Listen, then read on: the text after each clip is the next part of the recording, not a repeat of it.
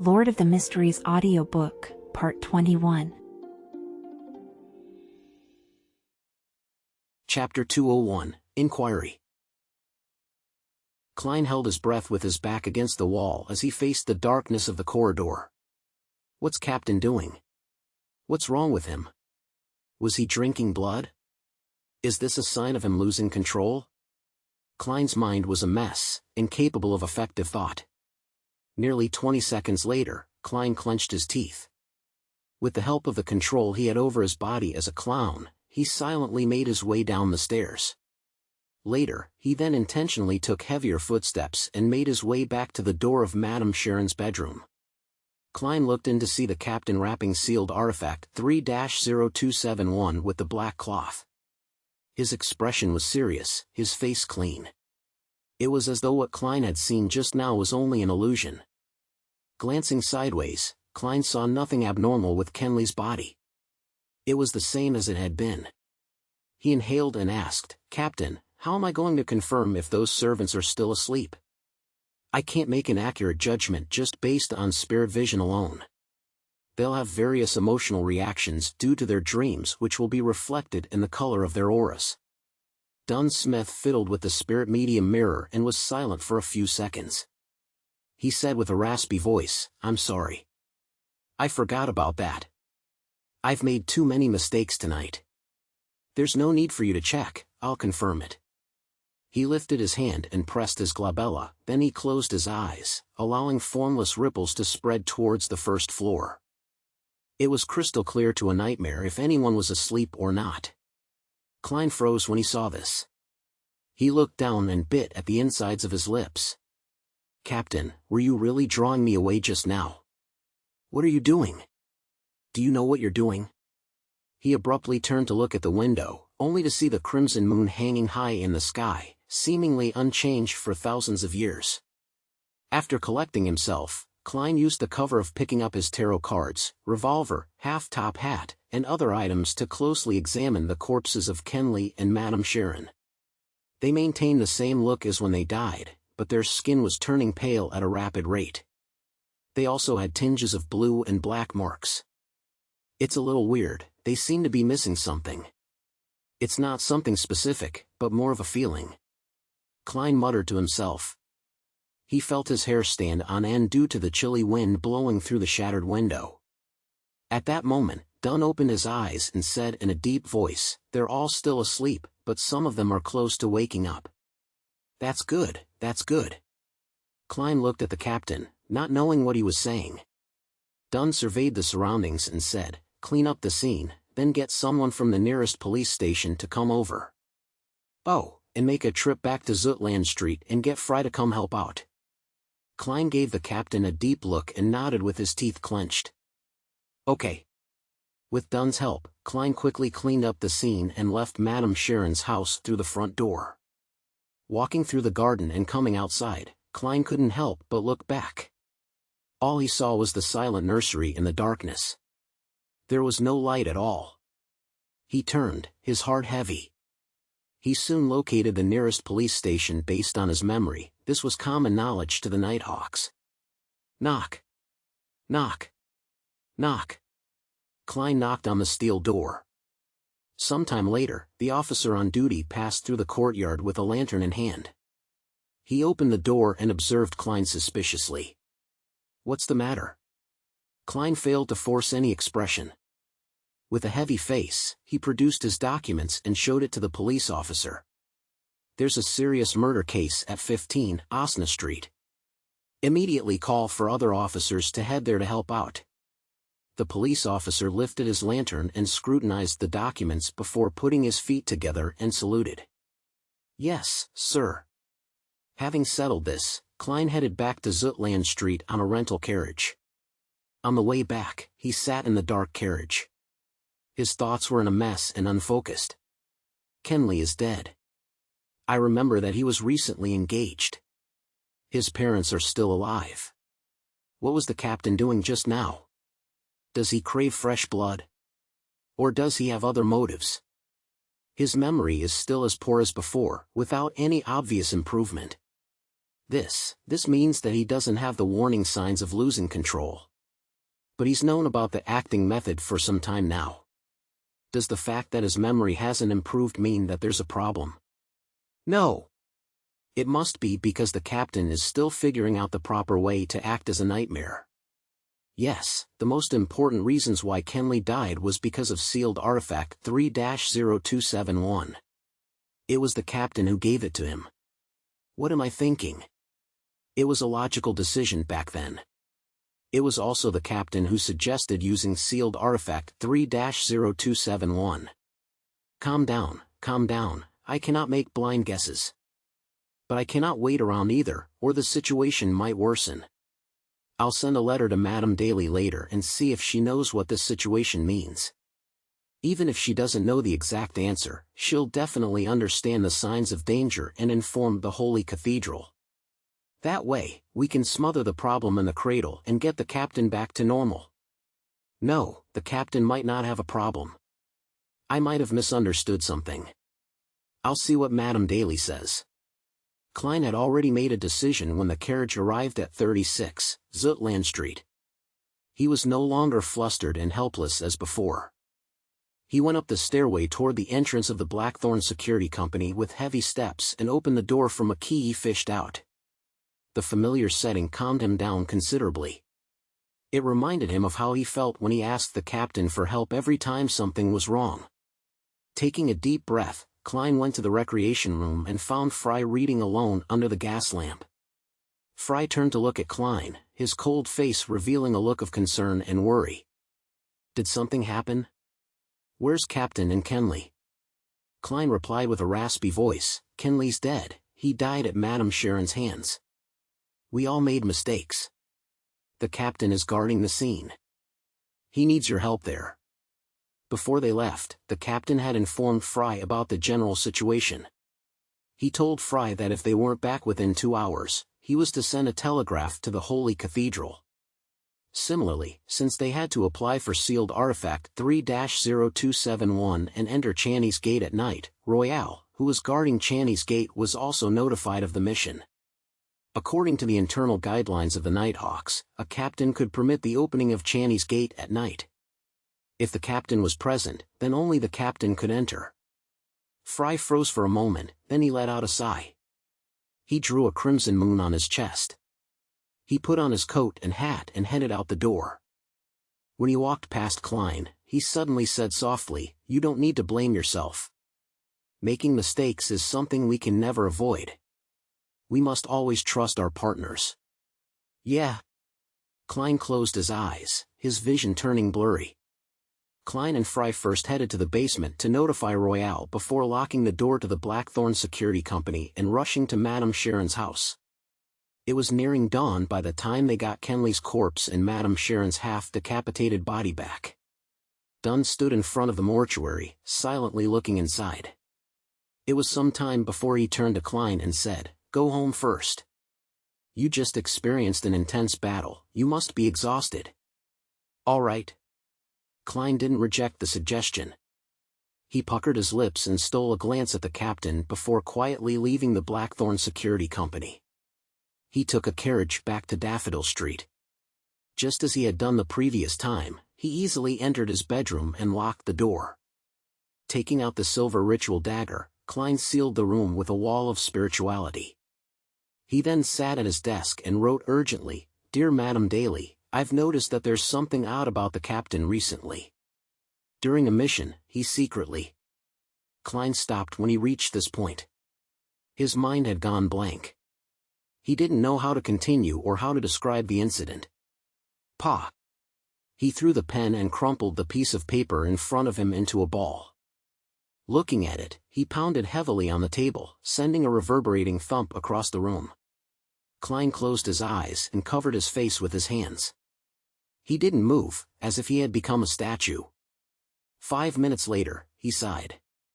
He put down his right hand and burned the ball of paper with his spirituality. He watched it turn to ash as it fell into the bin. After organizing his thoughts, Klein took out a fresh piece of paper and wrote, "Dear Madame Daly, we just completed a mission and regrettably lost a partner. The exact details are as follows. Back then, I felt that with my present standards, my spirit vision was incapable of accurately ascertaining whether the servants were asleep or not, and that it was very troublesome to do divinations for every one of them. Thus, I returned with the intention of asking for the captain's advice. At that moment, through the mirror's reflection, I saw the captain kneeling beside Kenley's corpse, with crimson blood covering his mouth. I'm not sure what exactly happened, nor do I know the state the captain is in. I hope that you can give me an answer. After writing this, Klein read the letter again with a heavy heart before folding it in half. He then set up a ritual and activated his spirit vision to summon Daly's messenger. He summoned the strange face, which was only a mouth without any eyes or nose. He saw the red tongue laced with irregular sharp teeth and 5 pale fingers on the tip of the tongue. Klein silently handed the letter over. When everything was restored back to normal again, he sat down and continued writing. This time, he planned to ask Mr. Azek. On a recent mission, something strange happened to my superior. He sent me away and kneeled beside the corpse of a teammate. His mouth was covered in crimson blood. Have you encountered something like this in your memories before? How can I help my superior? Chapter 202, Confirming the Situation. After folding the letter, Klein took out the copper whistle, put it to his lips, and blew hard. In the silence, illusory white bones came flying up from the desk like a fountain and finally formed a huge monster. It was almost 4 meters tall, still covered in a faint glow. Its head was still poking through the ceiling, looking no different from before. Klein flicked his wrist and threw the letter.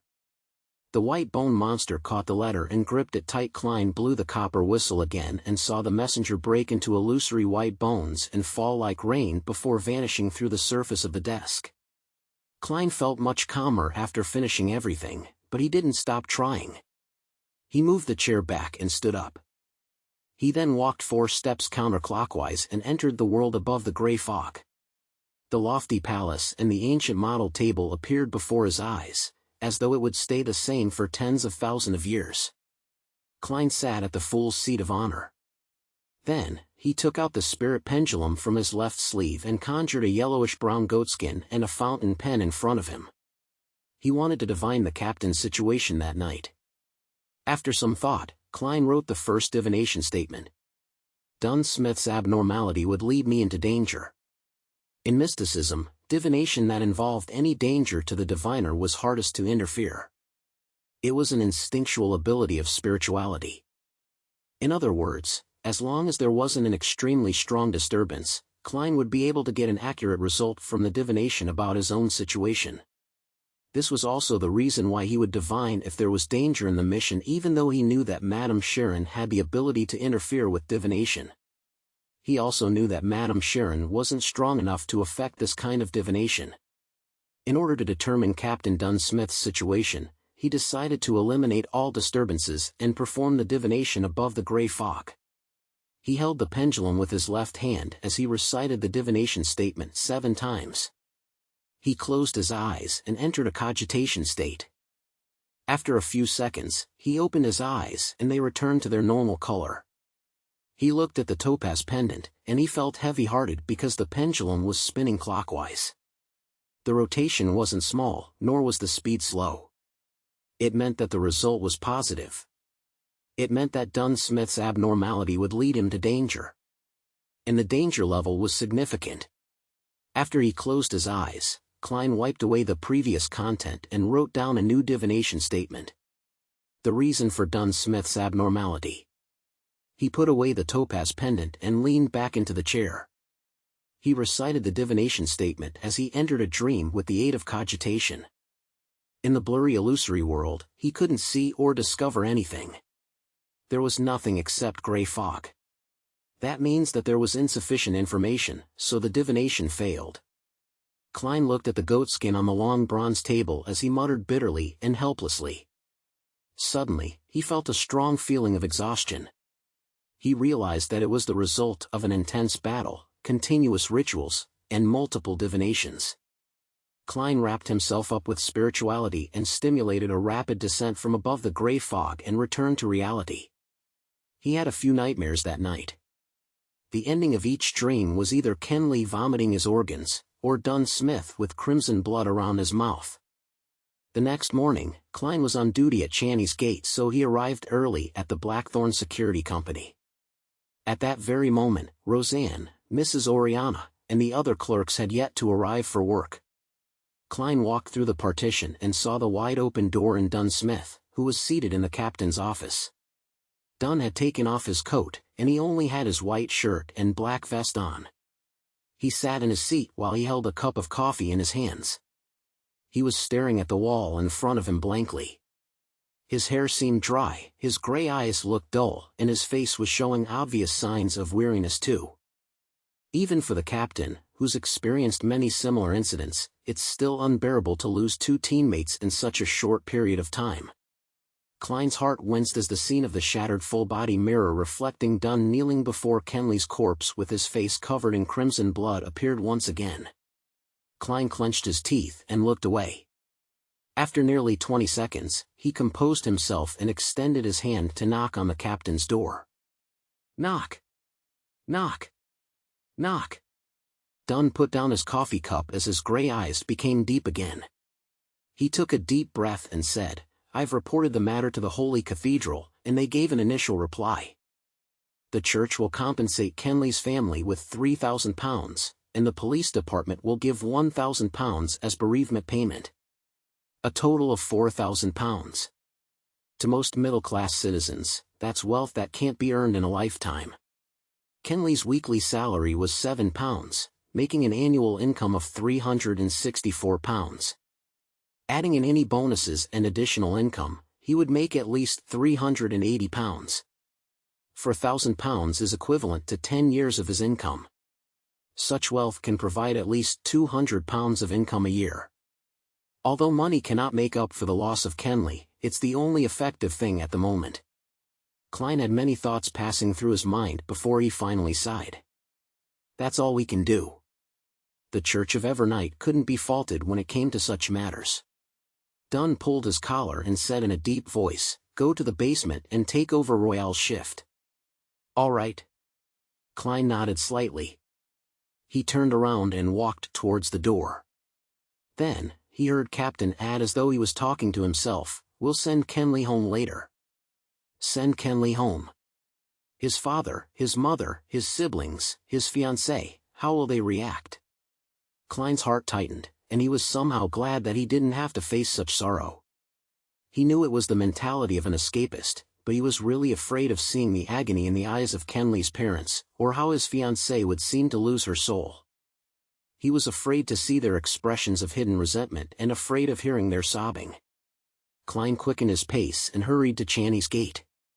He completed the shift change with Royale in silence.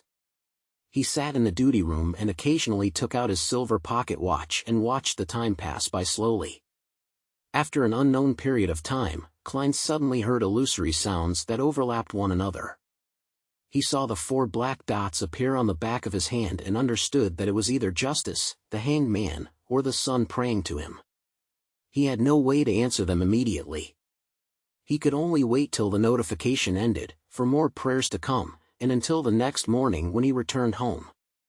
Having just fished his keys to open the door to his house, Klein saw the maidservant Bella wiping the dining table while his sister, Melissa, who was dressed up, and his brother, Benson, came downstairs. "Didn't you just go to Mass last week?" Klein asked curiously. Benson smiled and said, "That sounds like the memory of a person who hasn't gotten any sleep the entire night." Huh. Klein looked even more confused. "Today is the first day that the Return of the Count will be releasing tickets for sale," Melissa explained. Klein smacked his forehead and took off his hat. "I've been too busy recently. I totally forgot about it. Especially these past 3 days." He added with a sigh. Melissa looked at him with concern and said, "Your breakfast is in the kitchen. Eat it and get some sleep. Benson and I thought that since we're going out, we might as well drop by St. Selena Cathedral to have Mass. All right." Klein waved and bade his brother and sister farewell. He had a simple breakfast and returned to his bedroom. After he did the preparatory work, he took 4 steps counterclockwise and entered the world above the gray fog. He saw that justice and the hanged man's corresponding crimson stars were burgeoning and shrinking faintly. He extended his right hand and emanated his spirituality. Then, blurry images formed before Klein's eyes. Miss Justice's prayer sounded in his ears. I pray for you to listen. Because of the Kalangos incident, my father hired a beyonder to protect me.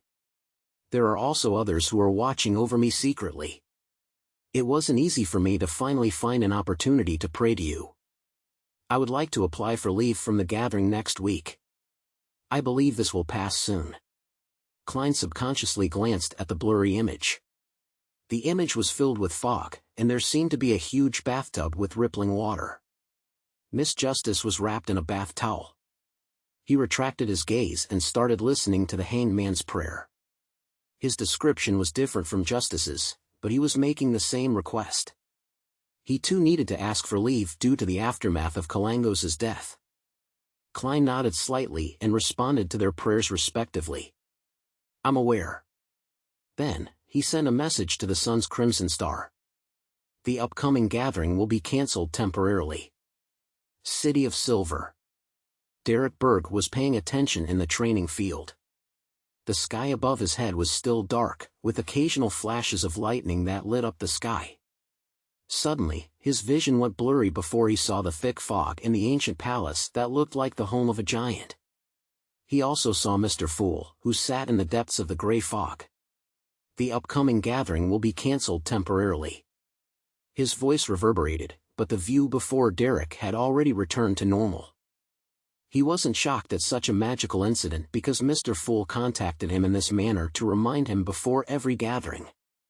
Derek looked up at the woman in front of him subconsciously, a member of the City of Silver's 6-member council, Shepherd Lovia. This terrifying expert kept switching between a smile and being aloof. She told every young man at the training field that they would join the patrolling troops soon and rid the dark monsters in the vicinity. That wouldn't be training anymore. Elder Lovia didn't notice anything strange. She seems to be getting weirder. Is it because there's a high-sequence Beyonder's evil spirit among her grazing souls? Derek thought. Klein returned to his bedroom, threw himself into bed, and quickly fell asleep. He dreamed about what had happened these past few days. Suddenly, he felt like he was being shaken by someone, and he suddenly woke up. Klein opened eyes and saw a gigantic white bone hand. The hand paused and threw the letter on the bed. Then, it vanished into thin air. Mr. Isaac's reply. Klein grabbed the letter, full of hope. Chapter 203, Mutant. Klein opened the letter, feeling both expectant and nervous before he began reading Isaac's reply. I thought about a few possibilities regarding the scenario you described, and I remembered a few things about vampires and mutants. Natural vampires were already on the brink of extinction before the dragons and giants bowed out of the stage of world history. Later on, they might occasionally be discovered. The vampires we usually talk about, as well as those mentioned in folklore, are more similar to Beyonders. I recall that the name of a potion in a particular pathway is called vampire. If your superior is now in a half-insane state, then it's very likely that he mistakenly consumed such a potion. The result of mixing 2 potions from different pathways makes a half-insane state a certainty. Yes, I vaguely remember the pathway of the Evernight, which is also the sleepless pathway as you know it, can be interchanged at high sequences with the pathway of death and the pathway of giants. But it doesn't include the vampire pathway. Of course, we cannot rule out the possibility that your superior might have accepted it willingly. After all, vampires have a long life, an exceptional constitution, and excellent looks. When compared with these benefits, accepting a state of half-insanity is reasonable. Klein froze when he read the letter. He didn't expect Mr. Isaac to provide him with this much information. The death pathway is also known as the corpse collector pathway. It can be interchanged at high sequences with the sleepless pathway. I knew about this from Emperor Roselle's diary. But to think that it can also be interchanged with the giant pathway after sequence 4. The giant pathway is the one that the City of Silver possesses, which is also the present-day god of combat pathway. I've always suspected that giant King Ulmer was the ancient god of combat. Yes, Emperor Rosel's diary described the Church of Evernight and the Church of the God of Combat as mortal enemies. Could this be because the pathways they possess can be interchanged at higher sequences? If I follow this line of thought, I can find an explanation as to why the three ancient churches, the Church of Storms, the Church of the Eternal Blazing Sun, and the Church of the God of Knowledge and Wisdom, are at odds with each other. That's because the pathways of Sailor, Bard, and Reader can be interchanged at high sequences. Yes, during the end of the previous epoch, the Pale Era, it is likely that the fall of death was caused by the Evernight goddess and the god of combat. The captain is perfectly fine usually, other than his poor memory. He doesn't show any signs of half insanity. I can rule out the possibility of him consuming the vampire potion. Mr. Azek has recalled quite a number of things recently. Could the creeping hunger have really stimulated his memories? Klein nodded and continued reading the letter. Mutant isn't the name of a particular species. It's more like the description for many similar creatures. Under normal circumstances, they're no different from an ordinary human, but there is an innate, suppressed, twisted desire in their hearts. This desire erupts when they come into contact with a certain scene or object. They become monsters, succumbing to their desires for blood and massacre. After everything settles, they will return to normal again. They become slightly more merciless and unfeeling after each time their desires erupt. This will continue until their souls are completely twisted. The only example of this that I can recall is the werewolf. They're similar to humans for the most part, and they cannot be distinguished using most beyond their abilities. But, during the full moon, the twisted desires in their hearts intensify, and their bodies also change accordingly. Your superior might be a potential mutant. The death of your teammate might have triggered his true nature. These are all my personal guesses. I cannot guarantee that there are no other possibilities since I haven't gotten all my memories back. Perhaps your theory of this being a precursor to losing control can also explain this. There's no saving him whether he has consumed the vampire potion, or if he's a mutant. Of course, many people have theorized that mutants were originally ordinary human beings, but were put under a strange curse or corrupted by some evil god or devil, and, thus, transform into a different monster under certain circumstances. Also, I'm not too sure if you can treat him when you notice the warning signs of losing control. I would advise that you report this directly to your superior's superior and hope that there's still time. Klein looked gravely at the desk after placing the letter down. He slipped into deep thought.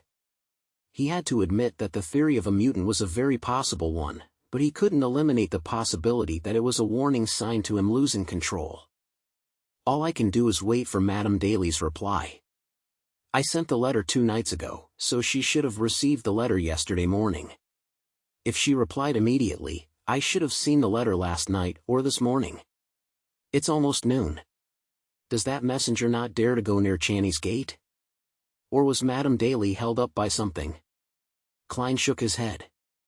He still felt exhausted and used cogitation to force himself to sleep. In the hazy world, Klein was suddenly jolted to his senses. He knew that he was dreaming. He then saw Dunn Smith in his black trench coat appear in front of him. Responding in a manner congruent with a normal dream, Klein gave a delayed greeting, "Good morning, Captain." Dunn nodded slightly and said, "Leonard found a clue when he was investigating the Lenevis case. He needs your help. The mystery prior that the Holy Cathedral sent over won't arrive until tomorrow morning because of a train fault." "All right," Klein replied in a fleeting voice. Dunn thought for a moment before adding, "There's no need for you to return to Zutland Street. Head to 62, House Street directly. Leonard will be there waiting for you. It's been hard on you." The moment he finished his sentence, Klein's dream shattered. Klein instinctively opened his eyes. House Street? Isn't that the area where the Divination Club, my classmate Welch, and the member of the Aurora Order lived? There sure are many incidents lately, one after another, as if they're culminating in something. Klein thought as he got up slowly. He washed up in the bathroom before changing into a white shirt, brown vest, and black trench coat. He then picked up his hat and went down to the living room. It wasn't 11 yet, and Benson and Melissa hadn't returned home. Klein informed Bella that he was going out and that she didn't need to prepare lunch for him. He then took a public carriage to House Street and saw the messy-haired midnight poet, Leonard Mitchell, whose hair exuded beauty, waiting for him in at Building 62. Leonard was still in a thin white shirt, despite the chilly September weather. He had paired it with beige pants. He swept his green eyes at Klein. This might be the building rented by Lenevis under a false name. How did you figure it out? Klein asked out of curiosity. Leonard pointed to his head. Since you found a clue from Eugen and suspected that Lenevis was likely connected to that member of the Aurora Order, the cloth merchant Sirius Arapis, I had to change my line of thinking after my normal investigations revealed nothing. I started investigating the Aurora Order. The previous report told me that Sirius had interactions with many of the residents on House Street, so I searched every one of them and found a problem with this one. What problem? Klein asked. Leonard raised his brows. An obvious problem. The guest here appears very rarely. He claimed to be going to the southern continent to do business after Hannes Vincent's death and never returned. His records are very realistic, and the police didn't discover anything. This could only be a coincidence. Klein creased his brows.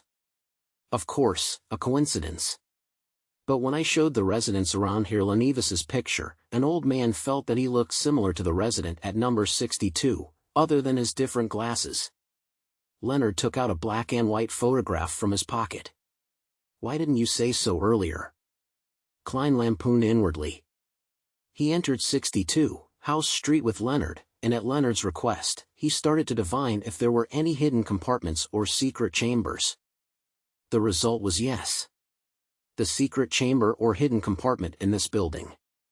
Klein wrote down another divination statement.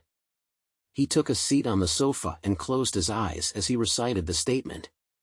7 times later, he entered a dream. His vision was blurry. In the blurry world, Klein saw a wooden bookshelf. He saw rows upon rows of books. He saw that one of the books had been taken away. He saw the wooden surface beside the book open, revealing a hidden compartment. The scene quickly disappeared as Klein opened his eyes and told Leonard, in the study.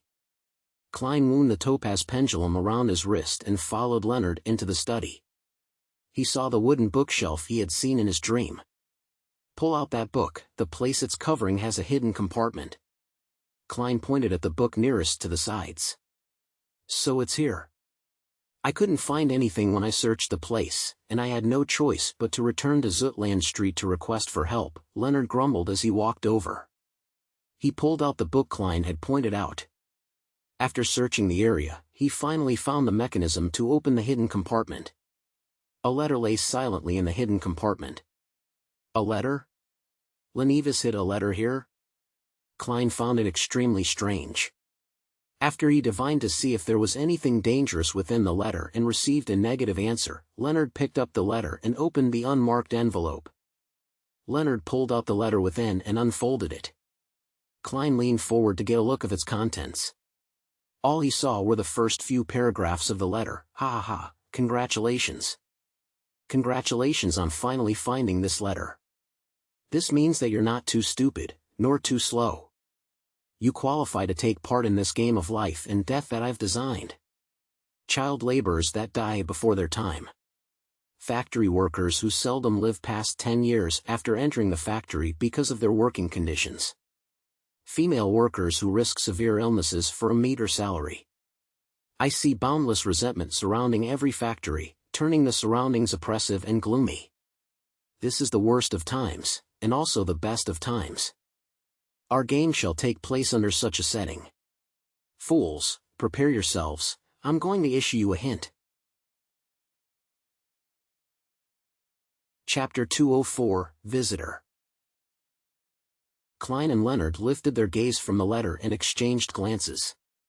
They muttered, he's crazy, right? Lenevis is secretly a lunatic? A lunatic who truly has a delusional disorder and an antisocial personality. Klein thought and felt a tug at his heartstrings. He quickly redirected his gaze to the letter. Ladies and gentlemen, the hint is that I've placed a bomb in Tingen, a bomb that will grow stronger over time. Seek it and finish it before it explodes. If you lose the game, there will be a boom, and the entire city of Tingen will be reduced to a ruin. Trust me, I'm not lying at all about this. Leonidas, who enjoys giving his friends pleasant surprises. A bomb? Klein looked at Leonard and muttered to himself, perplexed. Leonard held the letter up to the sunlight and looked as he flipped it around. He didn't find any other clues. The term bomb is probably an expression. I've never heard of a bomb that can grow stronger. Klein creased his eyebrows and said thoughtfully, no, I mean, he might be using bomb to reference something in mysticism. Such as an evil ritual that continuously accumulates power. Leonard cocked his head as though he was listening to something when suddenly, his facial expression grew solemn. He nodded as his green eyes constricted. Maybe you're right. Isn't there a description at the beginning of the letter? Child laborers that die before their time, factory workers who seldom live past 10 years after entering the factory because of their working conditions, female workers who risk severe illnesses for a meager salary. Boundless resentment surrounding every factory. Perhaps, that might be the energy source that constantly strengthens Leonidas's bomb. Yes, that's very possible. Klein suddenly tensed up and said, we need to report to the captain immediately. Leonard laughed and said, there's no need to be so nervous. You should know that Leonidas is a swindler. The part where he said that he didn't lie might be a lie itself. Of course, regardless, we have to return to Zutland Street to report to the captain. It's best if we can request the Holy Cathedral to send a mysticism expert over and find the location of the altar through the abnormal accumulation of resentment. Someone is apparently very familiar with protocol. But why would the setup of such an altar need Eugen's help? What role does a psychiatrist play in this? Klein didn't object to the idea. He left 62 House Street with Leonard and rushed back to Zutland Street on a hired carriage. Just as they entered the Blackthorn Security Company's door, Klein saw two familiar faces, one voluptuous and one scrawny. They were Maynard's wife and sister. They were still in black dresses and black hats. The fine checkered black gauze concealed their faces. The two ladies were chatting with Roseanne, and when they suddenly saw Klein's return, they turned around and walked forward. You really are the cream of the crop in this industry. Mrs. Maynard nodded slightly and said in a low voice, I'm very pleased with the outcome and am also impressed with your work approach. Here's the reward that you deserve. The scrawny woman passed a light brown paper bag to Klein. It was filled with thick stacks of cash. There were 10-pound notes, 5-pound notes, 1-pound notes, and also 5 soldi and 1 soldi. It's a total of 230 pounds, the scrawny lady stated simply. Klein was in no mood to pay any attention to the money. He passed it to Roseanne and said, take this to Mrs. Oriana. I doubt the two respectable women would make a mistake counting the money. At that moment, the corner of his eyes caught the Tingen City Honest paper in Mrs. Maynard's hands. On the most eye-catching spot on the front page, there were two pieces of news. Old Baron's widow dies in involvement with MP Maynard's murder. Mayor Dennis takes the blame for the worsening public security in Tingen for the past 3 months and resigns. So that's the official excuse for Madame Sharon's case? I've yet to read the newspaper today. Klein nodded at the two ladies and followed Leonard through the partition to the captain's office. How is it? Did you find any clues? Dunsmith closed his document, lifted his head, and looked at Klein and Leonard with his deep gray eyes. We found a letter that was left behind by Leonidas. Leonard didn't provide any further descriptions and simply passed the captain the letter filled with madness and provocation. Dunn opened the letter and scanned through it quickly. He rubbed his temples as he said, he really is a lunatic. He's only a sequence 8, sequence 7 at most. Klein agreed from the bottom of his heart. Leonidas is a dangerous figure who can damage the stability of social order. Even though he's weak, we can't belittle him. Then, he told Captain about his and Leonard's assumption. Dunn touched his receding hairline as he said, "That was my thought as well. I'll immediately send a telegram to the Holy Cathedral and ask them to send a mysticism expert over for assistance. Who knows how dangerous Lenevis's bomb could be? We have to be extremely careful. When the Holy Cathedral replies to me, I'll arrange for the follow-up." Klein and Leonard exchanged glances and nodded simultaneously as they said, "All right." Seizing the moment when Captain was sending a telegram to the Holy Cathedral, Klein returned to the reception hall to grab a copy of the Tingen City Honest paper from Roseanne. He stood at the partition and read the 2 articles with full concentration. The widow of the old baron of the Coe family, Madame Sharon, was suspected to be involved in the sudden death of Member of Parliament Maynard. The police received a tip and took action at night. They discovered that Madame Sharon and her accomplice had knocked out her servants to carry out a pagan ceremony in her bedroom. They refused to surrender and attempted to resist arrest, resulting in the death of a heroic police officer. Finally, Madame Sharon and her accomplice paid the price for their evil deeds with their lives. Mayor Dennis takes the blame for the worsening public security in Tingen and resigns. He also announced that he wouldn't be running for re-election next year. For the next few months, Deputy Mayor Mr. Harry will take on the responsibilities of mayor. A heroic police officer. Is that the description of Kenley? Klein sighed and knew that it was the best way of handling the situation. According to the internal rules of the Nighthawks, in order to prevent the forces of evil from taking revenge on their family members, their names would be kept confidential even if they sacrificed their lives. He folded the newspaper quietly and returned it to the reception desk. Klein suddenly saw a visitor who walked through the entrance. She was a young lady, in her 20s at most. She was in a ruffled hat and loose dress. She had lovely facial features, blonde hair, green eyes, and also a depressed yet silent temperament. She was quite a beauty. The most eye-catching thing about her was her stomach that bulged out. She looked like she was more than 7 months pregnant. Klein was stunned, and he felt that he had seen the young pregnant lady before. Suddenly, he heard Leonard say in surprise, "Miss Megos?" "Megos?" "Yes, the young lady who was conned by Lenevis. She's pregnant with Lenevis's child, and as such, there might be something wrong with her mental health. She says her child sings in her stomach and also whistles." Klein was suddenly enlightened and he wasn't surprised that Leonard knew Megos. When they relaunched the investigations of people related to Lenevis, the lady's photo had been seen by every Nighthawk. Klein knew her even earlier. Her Aunt Christina, whose savings had been conned by Lenevis, had brought her to the Divination Club to ask for help. Her aunt even asked if the child in her stomach could be used for divination.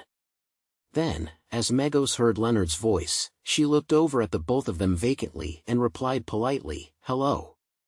Miss Megos, what brings you here to the Blackthorn Security Company?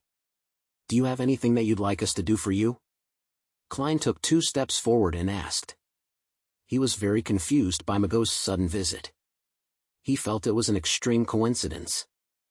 "We just found Lenevis's letter, and Megos comes visiting?" Megos touched her stomach and smiled faintly. "Somehow or other, I suddenly thought of coming to Zutland Street and suddenly thought of coming up to take a look. Her mental health seems to have worsened." Klein recalled that he hadn't managed to activate his spirit vision and check on Megos' situation previously. Hence, he lifted his teeth and was about to tap his left molars. Just then, a series of thoughts screamed through his head in increasing intensity. "Don't look! Don't look! Don't look! You'll die! You'll die if you look! You'll die if you look!" Klein stood rooted on the spot like a statue as his forehead was covered in cold sweat. It was like having a deep and heavy nightmare that he nearly couldn't wake up from. Suddenly, he understood something. He had failed to activate his spirit vision the last time because his spirituality had noticed an unimaginable danger. It slowed him down subconsciously, so he missed the opportunity and forgot the follow-up.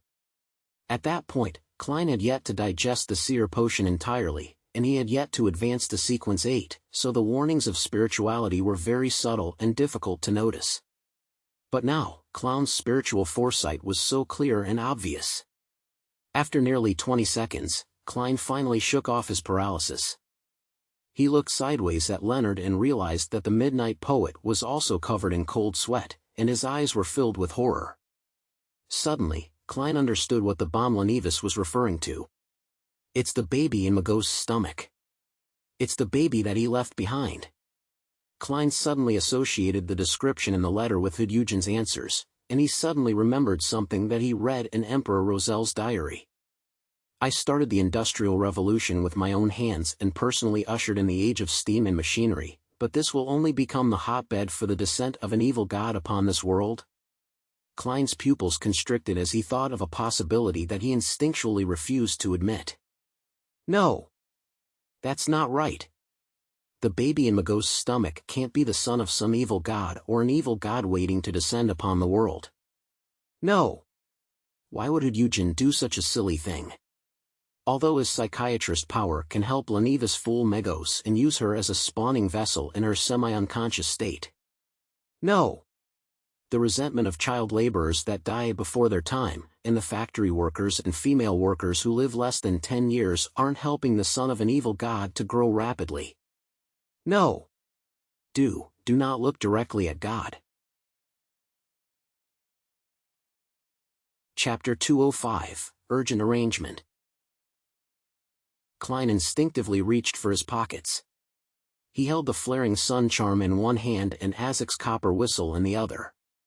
He acutely noticed that the cold, gentle beyonder feedback of the latter had vanished as if it was being suppressed by an invisible power. However, the former was still warm and comforting. Making use of this comforting feeling, Klein entered a half-cogitation state. He blocked out his feelings of worry and didn't leave anything to chance.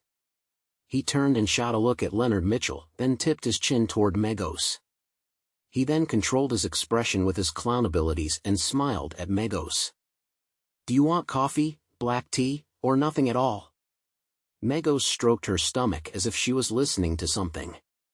A cup of warm water. I suddenly thought of chatting with you guys about Lenivis. I have the feeling that you know a lot. Who told you that? Leonard was no longer the frivolous guy that he usually was. His smile had turned rather stiff. Magos suddenly giggled. My child told me. He knows a lot. He's very smart. Klein fought back the urge to curse. He turned to the partition and signaled to Leonard to keep Magos calm. Leonard forced a smile and pointed toward the sofa. That's exactly what I'd like to talk about. We want to have a chat with you about Lenivis. Behind the receptionist desk, Roseanne looked on in confusion. She suddenly realized that she didn't need to do anything. Klein quickly made his way past the partition and directly pushed open the door to Dunn Smith's office, then closed the door with a bang. He saw Dunn looking shocked before turning serious and saying in a heavy voice, Captain, something serious has happened. I know what Lenivis meant by bomb. Dunn stood up and pointed outside. Magos? He had obviously heard Leonard's shocked exclamation, but he was unable to see the looks of fear and cold sweat on his teammates' faces. Klein nodded and explained quickly, I tried to activate my spirit vision to observe Magos to ascertain her mental condition, but my spirituality stopped me from making the attempt. It kept warning me not to look, that I would die if I did so. This made me recall a saying, do not look directly at God. Even if the fetus in Magos's stomach isn't an evil god attempting to descend upon this world, or the spawn of an evil god, it's definitely a legendary creature. Captain, connecting this to the Black Altar and Hyunjin's memories, to his psychiatrist abilities, to the tragic world as described in Lenivis's letter, I think that my guess is quite close to the truth. Lenivis obtained a ritualistic magic link to the true creator from an Aurora Order member. With Hyunjin's help, he turned Magos into a vessel to gestate a certain power. Then, this power will make use of the resentment, oppression, and gloominess surrounding the factories to quickly grow until maturity. In other words, the ritual itself needs this resentment, oppression, and gloominess in order to succeed. Dunn considered Klein's words seriously for nearly 20 seconds before nodding with a solemn expression. I'll ask for assistance from the Holy Cathedral immediately. Let's hope that the baby in Magos's stomach can still wait. Of course, we can't just sit back and do nothing. Tell Leonard to keep Magos calm and keep her company. Notify Mrs. Oriana, Roseanne, and the rest. Get all the noncombatants to evacuate.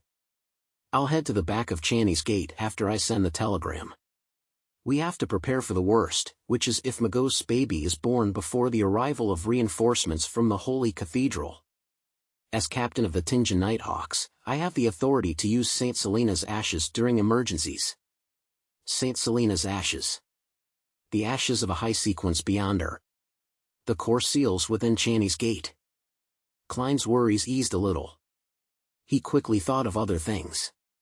Captain, we can also ask for reinforcements from the mandated punishers and the machinery hive mind. They should have similar holy items.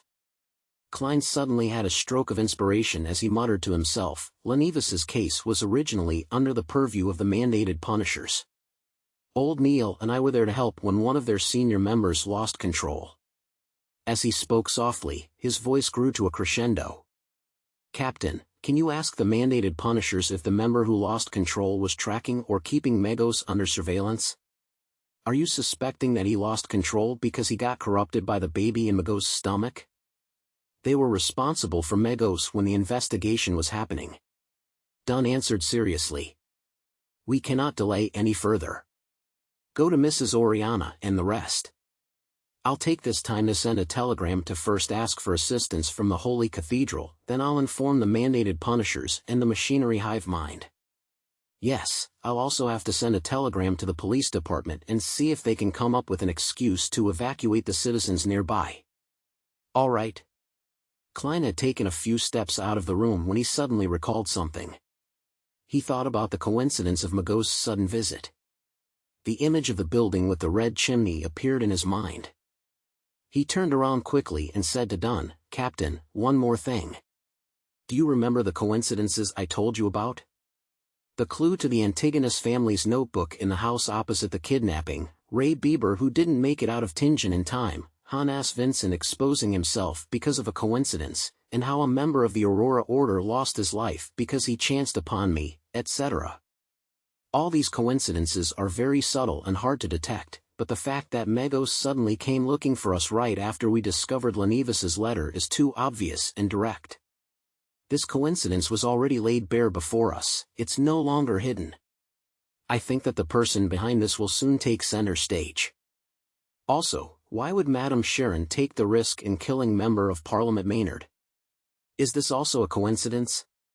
Dunn thought about it and gave a solemn reply, I'll include this point in the telegram. Klein didn't waste any more time. He exited the office and went straight for the accountant's room on the opposite side. Mrs. Oriana was preparing the budget for the last 3 months of the year. She wanted to complete it in advance just in case the captain forgot about it again. When she saw Klein enter, she greeted him with a smile. Lad, what claims do you have to submit today? Klein exhaled. Mrs. Oriana, we will be on vacation today. Go back home immediately. Oriana froze for a while, looking at the serious face before her in a daze. A few seconds later, she stood up in a fluster. All right. Klein added in a hurry, help me inform the rest of the clerks in the office and the armory. I'll inform Roseanne. Yes. Oriana didn't even pack. She grabbed her handbag and hurried out of the accounting office. She turned and stared at Klein after entering the corridor. She drew a crimson moon near her chest and said, all of you will be blessed by the goddess. Thank you. Klein replied in silence. He made his way past the partition into the receptionist area only to see Leonard chatting with Magos about Lenivis, his expression rigid. Klein leaned toward Roseanne as he filled up a cup of warm water. He then whispered, go home, it's dangerous here. Come back tomorrow. Roseanne opened her mouth in shock but closed it again after seeing Klein's stern expression. She lowered her head and packed for about 10 seconds before picking up her bag and leaving the receptionist area. Just as she was walking past Klein, she bit on her lip and whispered, to be honest, I respect the Nighthawks as much as I hate other people who become Beyonders. After seeing the clerks evacuate the Blackthorn Security Company, Klein brought warm water to Megos, bent his back, and placed it on the table in front of her. "I have something to settle, I'll be back soon." As he stood up, he took the opportunity to lean in towards Leonard's ear and whispered, "Keep her here." Leonard clenched his teeth and widened his mouth into a grin. He continued his conversation with Megos and noticed that Megos was getting a little restless, as though she was losing her focus. Klein returned to the captain's office, only to realize that Dunn had already gone underground. There was a telegram on the table. It was the reply from the mandated punishers. "Yes. We will be there immediately." "Yes." The mandated punisher did lose control because of Megos. Klein couldn't calm himself down as he made his way to the corridor. He didn't know if he was waiting for the captain to retrieve the holy ashes or for reinforcements to arrive. "I wonder if high-sequence Beyonders can teleport. I don't think so." He paced around a few times, suddenly feeling peaceful. He saw that the gas lamps on both sides of the corridor were now dyed a faint blue. Amid the darkness, Dunn followed the stairs into the corridor. In his palm was a square, palm-sized box of ashes. This box looked as though it was made out of pure silver, but it also felt like it was human bones. It was carved with many mysterious patterns. Klein felt colder the closer he was to the box. It was as if the cold was rapidly seeping into his blood. Dunn's face was bathed in an icy blue light. He told Klein, "Go to Channy's Gate and pick out a sealed artifact with the highest offensive ability. Decide exactly which one with your own judgment. I've already told Sika and the keepers inside. Take note of the hidden threats. Of those, there are 3 Grade 2 sealed artifacts, which are... Oh, now that I've taken out the ashes of Saint Selena, Sika and the keepers cannot leave their positions now." At this point, Fry and Royale were both at Kenley's house for the funeral preparations. The Archbishop at St. Selena Cathedral had gone to the countryside to preach. "All right." Klein didn't hesitate, immediately turning towards the basement. When he was nearing the intersection, Klein suddenly stopped. He knew that most of the sealed artifacts behind Channy's Gate at Tingen City were Grade 3 and wouldn't have much of an effect on the baby in Magos' stomach. It was, at the very least, a legendary creature. The mutated Sun Sacred Emblem might work, but it takes too long to have an effect. It's unsuitable for this. There are only 3 Grade 2 sealed artifacts in Tingen City, and they're all very dangerous artifacts that can easily result in my death. I estimate their powers to be about the same as my Flaring Sun Charm, so I cannot have too many reservations later. I'll use the Flaring Sun Charm without any hesitation.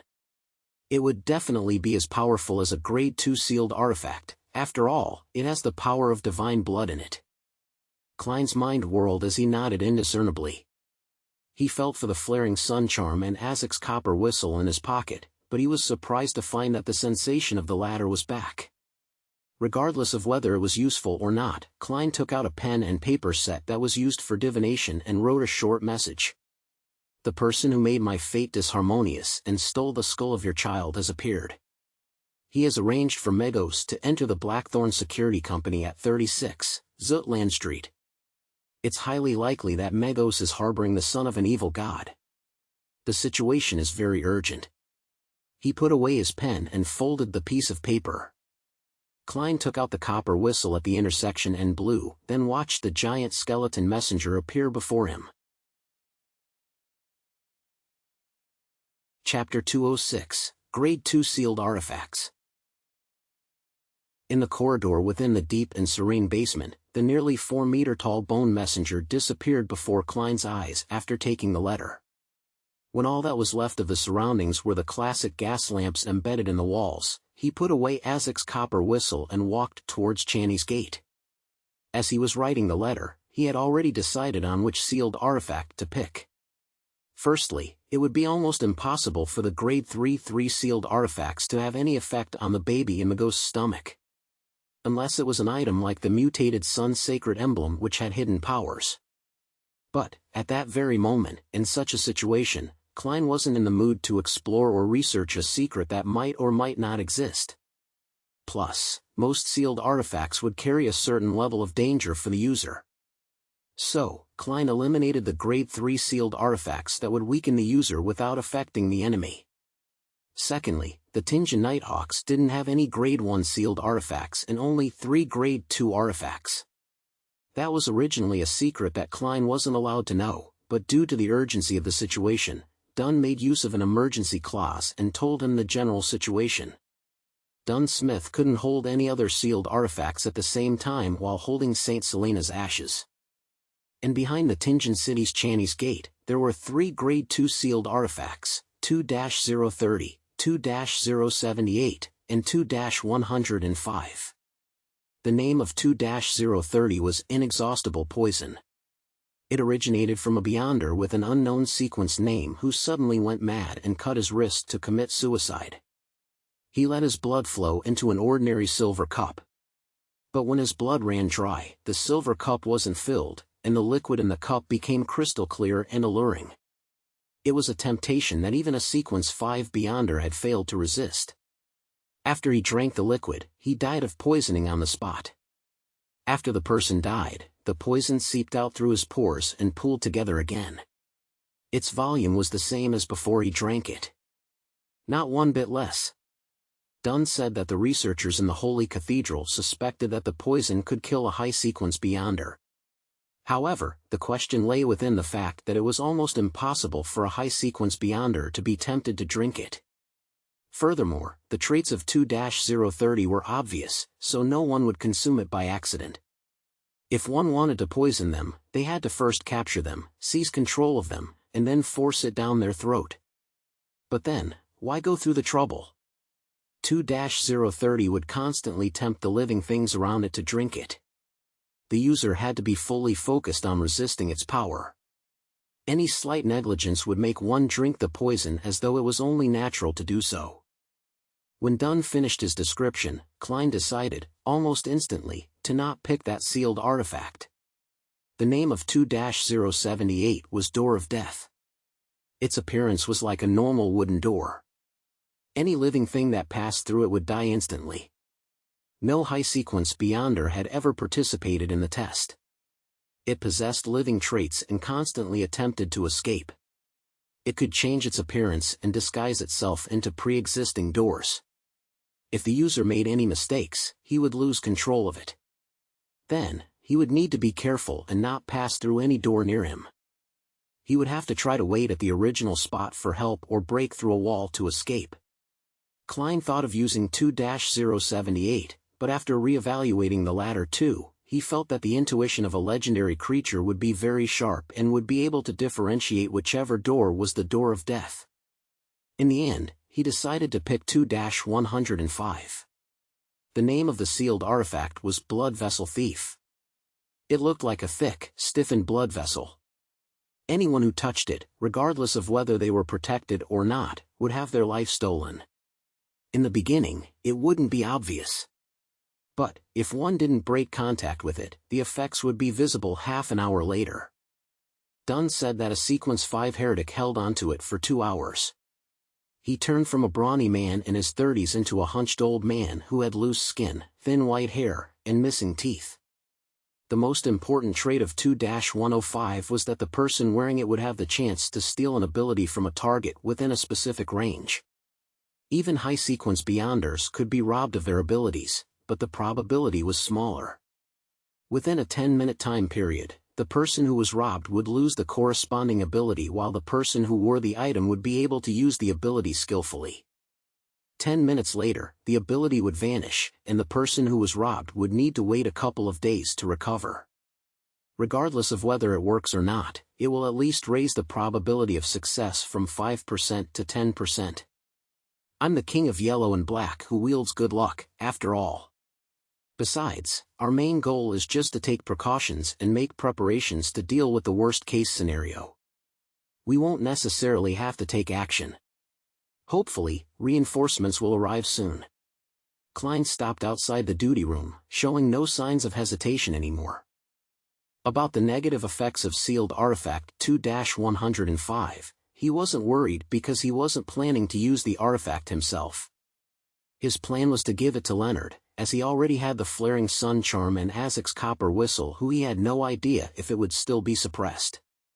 "My dear poet, it's time for you to show your true secret," Klein muttered and saw Sikatron standing by the duty room. With her white hair and black eyes, the part-time author remained silent for a few seconds before saying, "Why don't you guard Channy's gate? I'm stronger and more experienced than you. But you don't have flaring sun charms." Klein replied with a smile, "Madam, I'm already a Sequence 8. It wouldn't be safe here either. There are many sealed artifacts that possess living traits that are itching to take action. Well, if we fail, the people here will definitely not survive. Haha, our goal upstairs is to buy time and wait for reinforcements. It might be safer than being around Channy's gate." Sikatron puckered her lips slowly and drew a crimson moon on her chest. "May the goddess bless all of you." As Dunn didn't have the time to write the document in time, Klein couldn't enter Channy's gate directly. All he did was watch Sikatron push open a tiny crack and enter. After a few minutes, she appeared by the door, and she was holding a thick, blood-tainted, pale blood vessel in her left hand. Klein extended his hand to take it, and he immediately felt a faint current surging in his body. In the reception hall of the Blackthorn Security Company, Leonard had already shaken off his stiff state from earlier, and his expression didn't look abnormal as he talked about the recently discovered house that Lenevis rented before. "Is that so? He never told me about it before." Megos replied normally, creasing her eyebrows slightly. Then, she grabbed her blonde hair, pulled out a handful, and casually threw it into the trash can by the side. Leonard was dumbfounded. He gulped with difficulty, and his palms were full of cold sweat once again. Klein walked up the stairs to the second floor with the blood vessel thief in his left hand. He looked at the door that led to the Nighthawk's break room, where Dunn Smith stood silently in his black trench coat. His eyes were gray and deep, just like when they had first met. "Reintroducing myself, Nighthawk, Dunn Smith." The voice of the past sounded in Klein's ears as the scene of Dunn by Kenley's corpse flashed in his head. There was blood all over his mouth. He suddenly fell silent and walked over. He lifted his left hand and said, "Captain, I picked sealed artifact 2-105. I plan on letting Leonard use it." Dunn nodded slightly.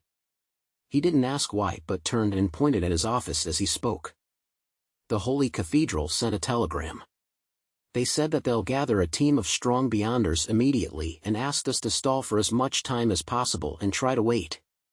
About those coincidences, they didn't give any reply. I think they don't have any conclusions as of yet. Or perhaps, the person who handles the telegrams doesn't know the actual situation and has no way to make guesses. You know, we have to make the best use of time. Telegrams can't be too long." "Yes." Klein nodded. He got closer to the partition and looked outside as he said, "How's the situation?"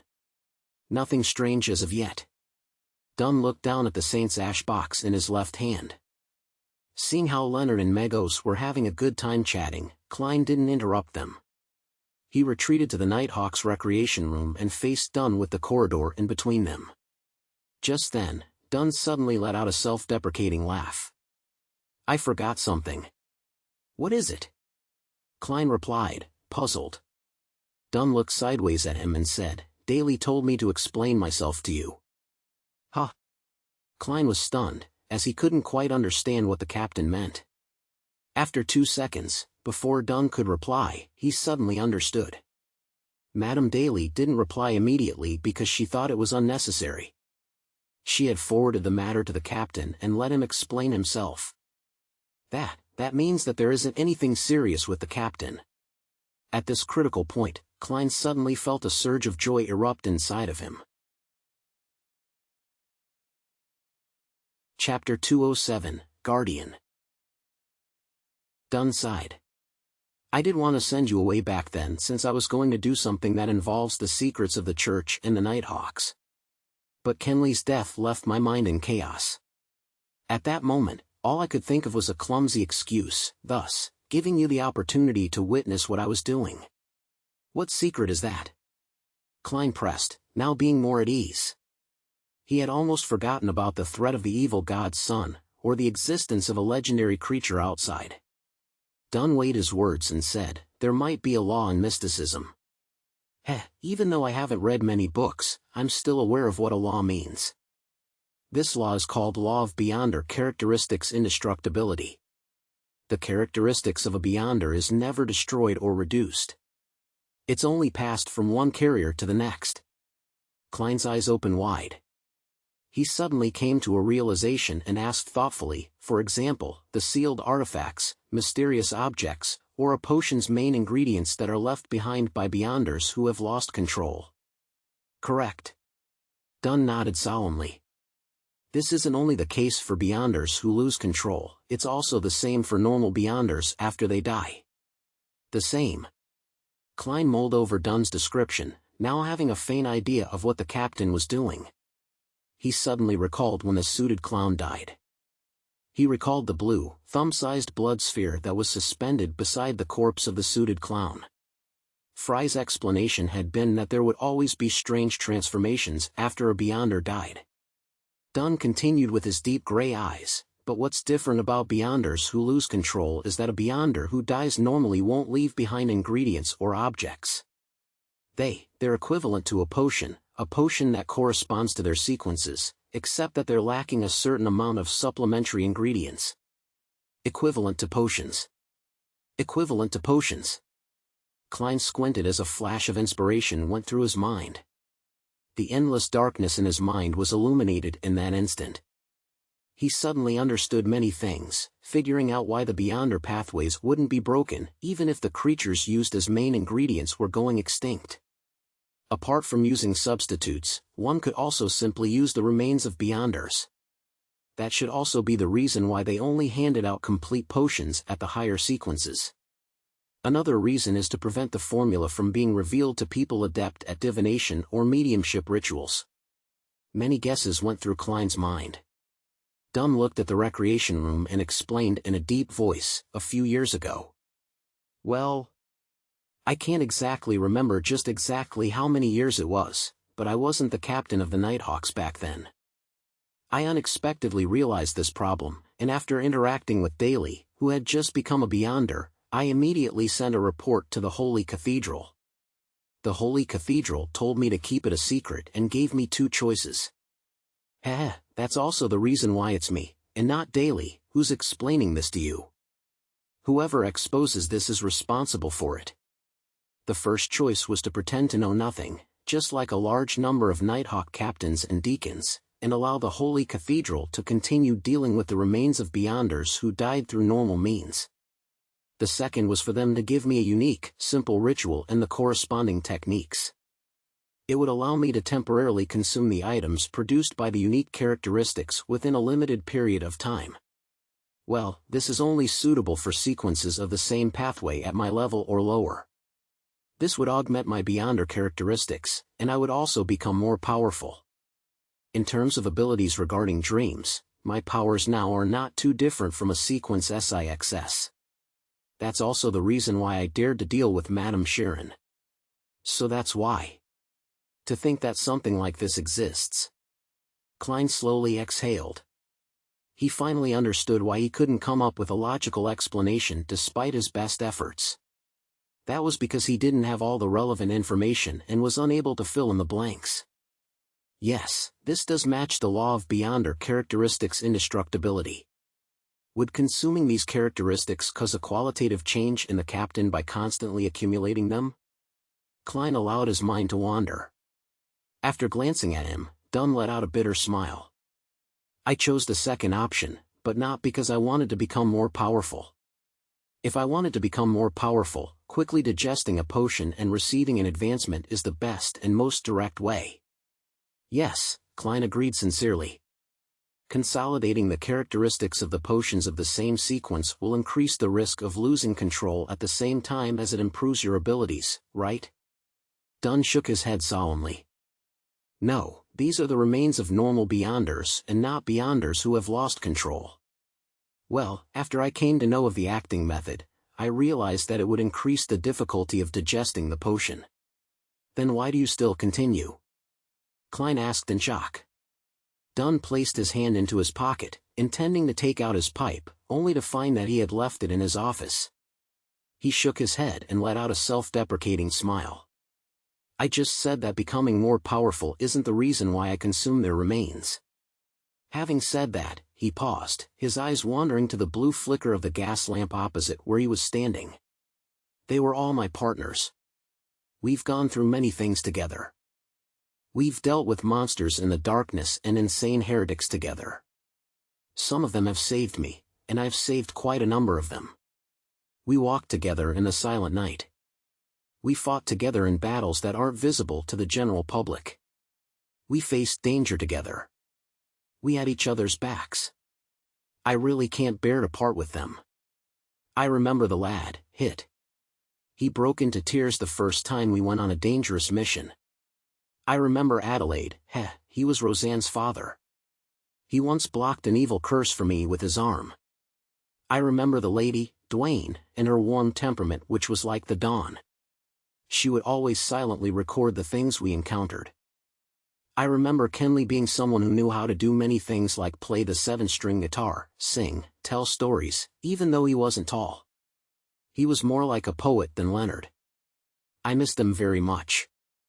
I hope to continue fighting with them, to continue dealing with the monsters in the darkness, to deal with the crazy heretics, to protect Tingen City with them. Thus, I chose to consume their remains. Dunn's gray eyes seemed to flicker. His reliable and dependable persona broke down considerably at that moment. His lips arched upward slightly as he continued, "They're still with me in my dreams. Adelaide loves to read, and he often reads at the solarium. He often tells me to discipline Roseanne and get her to mature faster, to the point that Roseanne complains about me becoming more and more like her father and has become scared of me. Hit is a person who cannot sit still and has to hunt in the forest every day. Dwayne always stands by the window of her bedroom and watches us chat. Kenley, who recently joined, created his own 7-string guitar and sings while strumming it. I really miss them. Captain," Klein subconsciously muttered. His eyes became blurred and watery. He couldn't help but rub his eyes and curse in his heart. "Fuck. Captain, you're making me cry." But I finally understand the reason for the captain's slow progress despite using the acting method. Klein let out a silent sigh. Unfortunately, old Neil died after losing control. Otherwise, he would have brought along much joy to us. Dunn retracted his gaze. He lowered his head and massaged the bridge of his nose. A few seconds later, he lifted his head and let out a bitter smile. "This is a selfish decision. I don't know what the true wishes of Adelaide, Kenley, and the rest were, and, thus, selfishly made a decision for them. I truly am a selfish person." "No." Klein shook his head. On the sofa in the receptionist area, Leonard watched Megos pull out clumps of her hair as his expression became more and more rigid. Megos seemed increasingly restless as she constantly picked up the glass for a mouthful of water. She looked at Leonard with a contorted expression. "I don't know why, but I suddenly feel a little unwell." Leonard Mitchell was about to reply when he suddenly saw Megos reach for her face. She clawed out a piece of flesh, a long piece of flesh, a piece of flesh stained with blood. "My face is a little itchy." Megos smiled, a little embarrassed. The edge of her lips spread to where her cheekbones were, revealing a row of white teeth and bright red gums. "Fuck!" Leonard cursed out silently. He felt that the situation was worsening way too quickly. His lips quivering, Leonard turned to listen as his expression immediately turned steely green. He forced a smile and apologized to Megos, who was clawing out pieces of her flesh. "I need to use the bathroom." "Al, right." Megos' tone became ethereal. She rubbed her belly and said, "My child is a little restless." Leonard didn't reply. He hastened his footsteps and approached the partition. After entering the corridor, Leonard stared deeply at the box of ash in Dunn Smith's hands and exhaled in exasperation. Following that, his expression turned firm. "Captain, I'm afraid that it's too late. We have to deal with Megos and her baby immediately." Otherwise, the whole of Tingen will suffer terrible losses. This isn't something that can be avoided just by evacuating the citizens around us. I know that you've already sent such a telegram. Dunn knitted his eyebrows and asked, unusually stern, are you sure that the situation has worsened to such an extent? Yes. In no more than 3 minutes, Megos will undergo a mutation, and her child will descend upon us, Leonard said with a certain tone. At the same time, he glanced at the thick, large blood vessel wrapped around Klein's hand and said, Sealed Artifact 2-105? Let me use it. I can better utilize its abilities. All right. Klein didn't hesitate to hand the blood vessel fief over to Leonard. That was something he intended to do so from the beginning. At that moment, Dunn tugged at his collar and patted down his trench coat. He spoke with a determined tone, I'll head out with St. Selena's ashes first. Come out after 10 seconds, remember, come out only after you finish counting to 10. Then, regardless of my condition, direct your strongest attacks at Megos and her baby without wasting any time. With that said, he turned around and walked towards the partition with the urn of ashes. Captain. Klein let out a shout, his lips dry. Captain.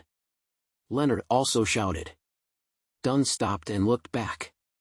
He had a gentle expression as he said with his mellow voice, Don't worry about me. I'm not alone. Adelaide, Dwayne, Hit, and Kenley are all fighting alongside me, no matter what kind of danger I face. He paused for a moment before speaking, his gray eyes gentle. There's no need to be too nervous as well. We're guarding Tingen City. His lips arched upwards, forming his usual smile. After saying those words, he didn't stay any longer. He stepped through the partition, his black trench coat following behind him. Captain. Klein and Leonard shouted at the same time, their tears falling uncontrollably, but Dunn didn't slow down. We are a bunch of miserable wretches that are constantly fighting against danger and madness, but even more so, we are guardians. Chapter 208, Cry. Beep. Beep. Beep. The telegram set up in the captain's office suddenly came to life, seemingly having received a new telegram. But Klein and Leonard couldn't be distracted. They were counting the movements of the second hand on the clock as their red eyes welled up with tears. 10, 9. 8. Just then, Dunn Smith carried the silver, bone-like square box into the reception hall with a solemn expression. Megos, who was pulling out clump after clump of blonde hair, tore a wound that was deep enough to show her bones. It was as though she was triggered by something. She suddenly stood and pointed at Dunn Smith in his black trench coat. She shrieked, You want to kill my child? You want to kill my child? Boom! The shrill and terrifying voice reverberated. Klein felt like he was being struck in the head with a sledgehammer. He suddenly forgot to count as he had a headache and felt dizzy. His vision went red, and there seemed to be liquid flowing from the tip of his nose. He subconsciously looked sideways, and he saw the corner of Leonard Mitchell's eyes. The tip of his nose and the corners of his lips were covered in fresh blood. His face was extremely pale, and his body was wavering as though he was about to fall. I'm probably in the same state. Klein reined back his thoughts and continued to count in silence as he skipped 2 numbers. 5, 4. Struck by the terrifyingly sharp voice, Dunn Smith's deep gray eyes were filled with red veins. Every single strand was crystal clear. The blood vessels in his face protruded out as well, every one of them like a poisonous snake. There was also a gurgle as red liquid flowed out of his ears as well. Despite that, he did feel dizzy. Other than his right hand pausing, his strong willpower drove him to press down on St. Selena's urn and open the lid. Inside the box, there was deep darkness. In the darkness, there was fine resplendent sand. The scene was magically beautiful, just like the cosmos being stored in a box. The surroundings suddenly became dark, and the darkness engulfed the entire reception hall. In the air, there were countless black, cold, and smooth threads floating. They surged towards Megos and entangled her almost instantly. It wasn't like a spider web, but more like the tentacles of some unknown creature. Megos had already torn out her right eyeball. It hung by a thin cord of flesh underneath her eye socket. She stared at Dunn Smith with hatred as she roared, "You must die." Bang! Dunn was cast away by a formless force and slammed heavily into the wall opposite. The wall cracked, and bricks were thrown up. He spat a mouthful of fresh blood onto the ground, but both his hands were still tightly holding onto St. Selena's urn. He held onto it for dear life and kept it from falling to the ground. Those countless black, cold, and smooth threads tightened and bound Megos firmly to the spot. No matter how much blight-tainted flames rose up suddenly, or how her skin began to secrete a liquid that smelt like brimstone, neither of those defenses dealt any damage to the threads holding onto her. 3, 2, 1. Klein and Leonard dashed out through the partition simultaneously. One of them was holding onto a warm thin gold slice, and the other had already aimed his 5 fingers with the blood vessel thief wound around his left wrist at Megos. Megos, who no longer looked human, struggled as flesh protruded from both sides of her shoulders. They were a mixture of blood vessels and green veins, round like a child's head. Above the 2 heads, cracks rapidly spread and seemingly turned into a pair of eyes. Megos suddenly noticed danger approaching, and she opened her mouth. The corner of her lips cracked all the way up to her ears. She was going to deal the blaspheme curse to every enemy that attempted to harm her child.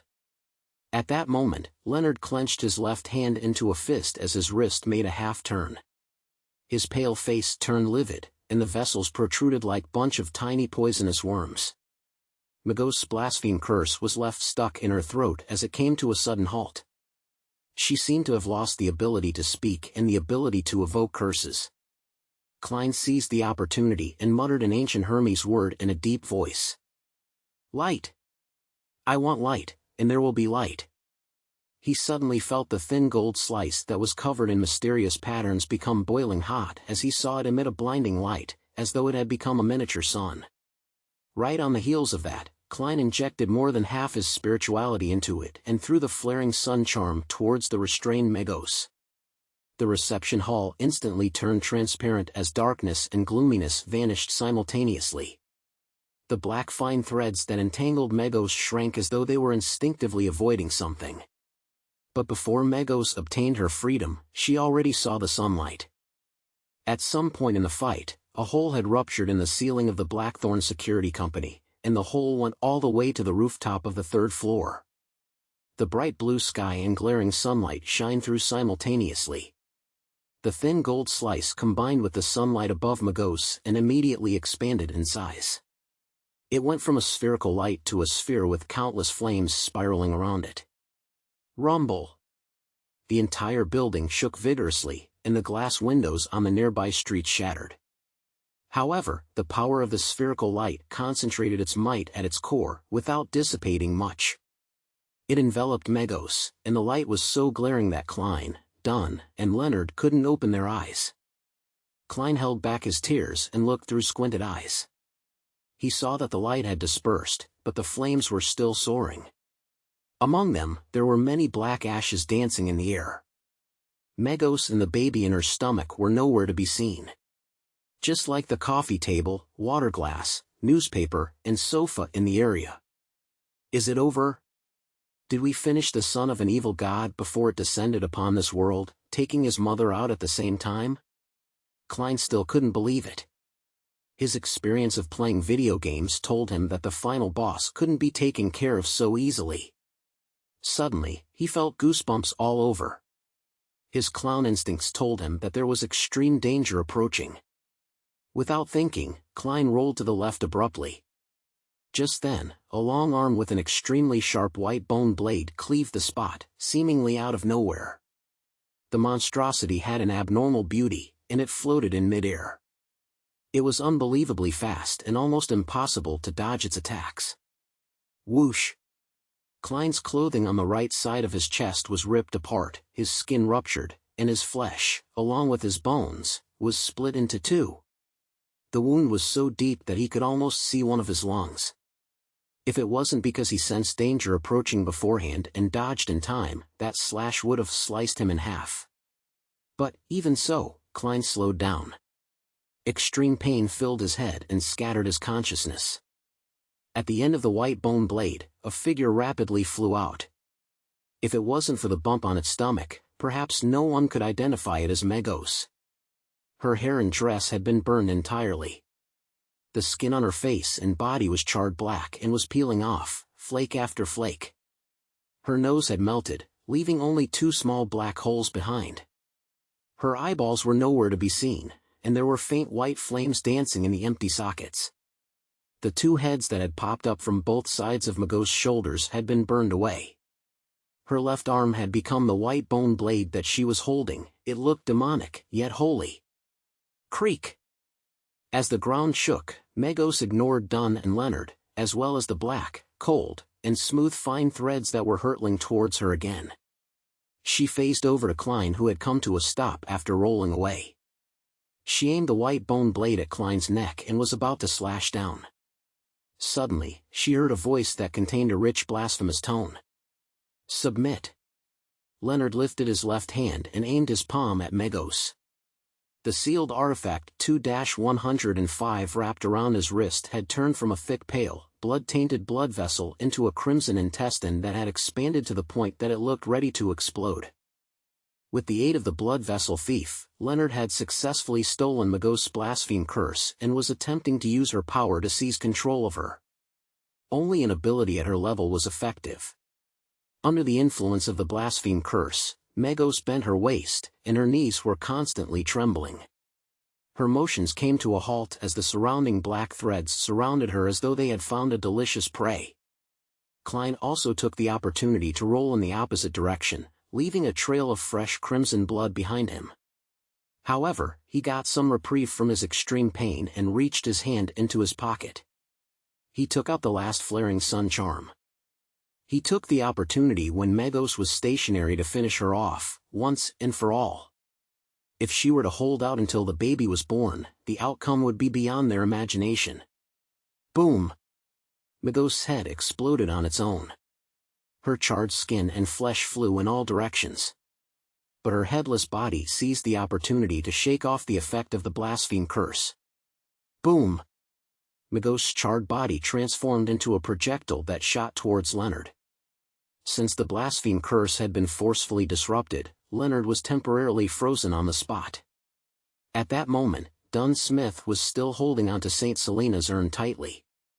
His face was abnormally pale, and the black, cold threads that were created was still short of surrounding Megos. Creak! Megos slammed into Leonard, throwing him to the wall. The wall collapsed from the impact. Leonard's bones cracked, and there was blood spewing out from his mouth incessantly.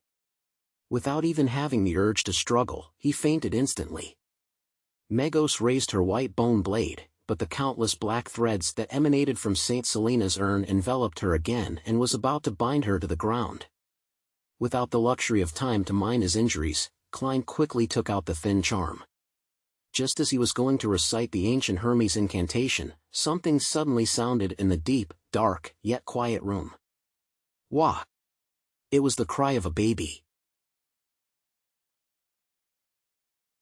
Chapter 209, Light. Wah! The baby in Megos' stomach cried. It squirmed, wanting to come into this world in a bid to help its mother escape from her predicament. The black, cold, and smooth threads appeared to suffer a shock as they seemed to be suppressed by an invisible power which led to their retreat backward. Wah! Dunn and Klein became dizzy at the same time. They felt their throats contract involuntarily as their contracting air passages instantly stifled them. Crimson liquid flowed from their nostrils, their eyes, and their ears. All of their capillaries seemed to have ruptured.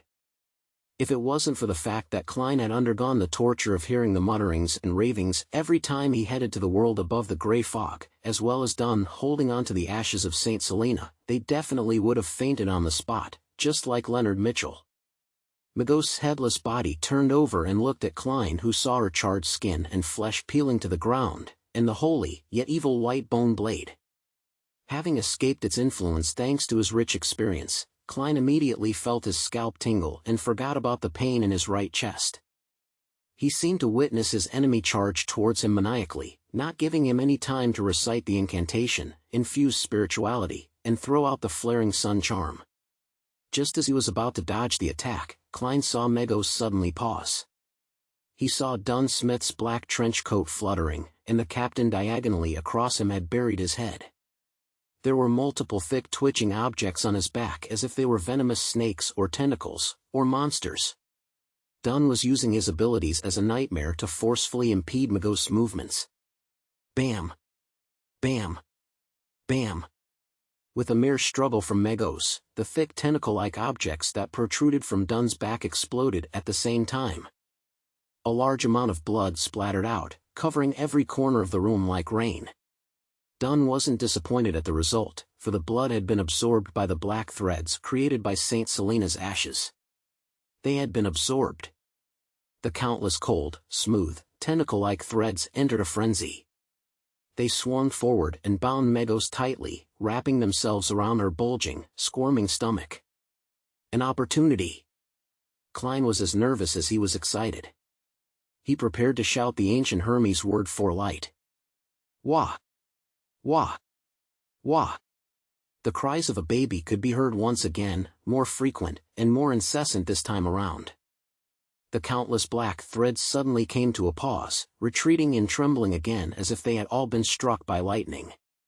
Dunn's expression changed when he realized that Megos was about to free herself. Without hesitation, he retracted his right palm, formed a claw, and stabbed it into his own chest, his left chest. He quickly pulled out his right hand, his fingers holding a bloody heart tightly. It was a still-beating heart that brought with it the sereneness of the night and a dream. Captain. Klein watched helplessly as Dunn Smith stuffed the heart into the urn containing Saint Selena's ashes. His vision quickly blurred. Whoosh! Whoosh! Whoosh! Crying that sounded like a late-night nightmare resounded. The countless cold and serene threads once again resumed their efforts as they wrapped themselves tightly around Megos. This time, they didn't loosen their bindings despite the cries coming from the baby in Megos' stomach. In fact, they even sealed the terrifying sounds within the body. Klein's tears fell together with his blood. He uttered a simple Hermes term in a deep voice, light. The light that illuminates the darkness. The light that brings warmth. He infused almost all of his remaining spirituality into the thin gold piece etched with mysterious symbols, causing his mind to immediately turn blank and dizzy. Having mustered the last of his strength, Klein tossed out the flaring sun charm at Megos, who was still bound by the countless black threads. The black threads didn't retract this time, having not followed their instincts, as if they were being willed by someone. Thump! Thump! Dunn's fresh heart was still beating within the box containing Saint Selena's ashes. The sunlight once again shone in from the hole in the ceiling, shining through all 3 stories, right into the Blackthorn Security Company, as if it were a corporeal pillar. It was guided here by the flaring sun charm, and it was focused on Megos. The sunlight fused with the top of the headless monster, and then exploded like the sun. Rumble! In the burning white splendor, Klein closed his eyes. This last scene was etched deep into his mind. Megos' body lost its left arm, head, and multiple pieces of flesh. Its charred body crumbled instantly. The half-illusory, terrifying creature within her body no longer had the support of a physical body and couldn't complete the last stage of its transformation. It turned into a furious ball of black gas, dissolving amidst the light and flames. Rumble! The entire building shook violently, but this was only due to the released energy of the flaring sun charm. The charm was different from a normal bomb. Its powers were concentrated, yet restrained. Klein fought to stabilize his body. He opened his eyes and looked ahead a few seconds later. He saw that the walls had crumbled. He saw a charred circle where Megos once stood. Surprisingly, the floor had only melted slightly. He saw a burned, bloody placenta on the ground. He saw Dunn Smith standing on the spot, still wearing his black trench coat. He saw the heart in the box of Saint Selena's ashes still beating slowly. He saw Leonard Mitchell lying on the opposite side. His outcome was unknown. The exhausted Klein felt elated and felt that he could still use ritualistic magic to save the captain. He felt that Megos and her baby were truly finished. No, it was more accurate to say that the latter had suffered an interruption and was exorcised. At that moment, Dunn Smith turned to look at Klein.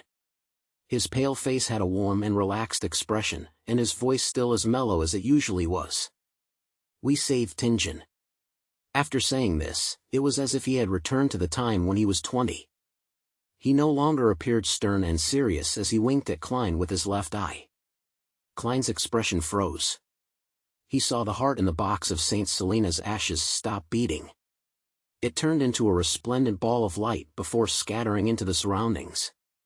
He saw the captain fall backward, his arms losing their strength.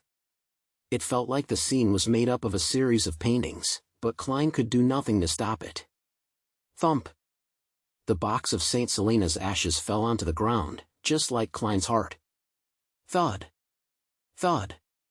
Even though the box wasn't covered, the darkness within the box sealed the opening, preventing the resplendent sand-like ashes from falling out. The box rolled a distance away towards Klein. Dunn Smith fell to the wrecked floor, his deep gray eyes having lost all their luster. He was looking at the hole in the ceiling, the sunlight pouring down on his face. "Captain!" Klein's vision blurred once again. He wanted to shout, but that word and the subsequent words were stuck in his throat. "We miss you too." At that moment, the box containing St. Selena's ashes had rolled to his feet.